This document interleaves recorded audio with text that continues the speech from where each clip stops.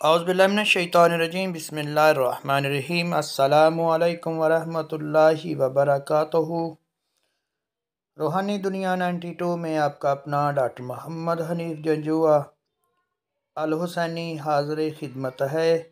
हदीस नबवी सल्लल्लाहु अलैहि वालैहि वसल्लम है, वज़ू टूटने का खदशा।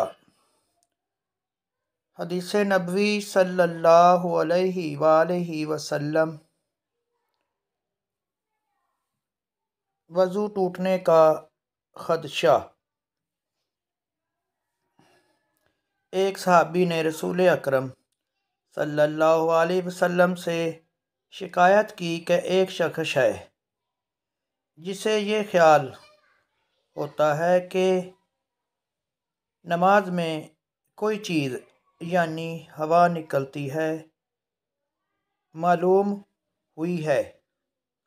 आप नबी करीम सल्लल्लाहु अलैहि वआलिहि ने फरमाया कि नमाज से ना फिरे या ना मुड़े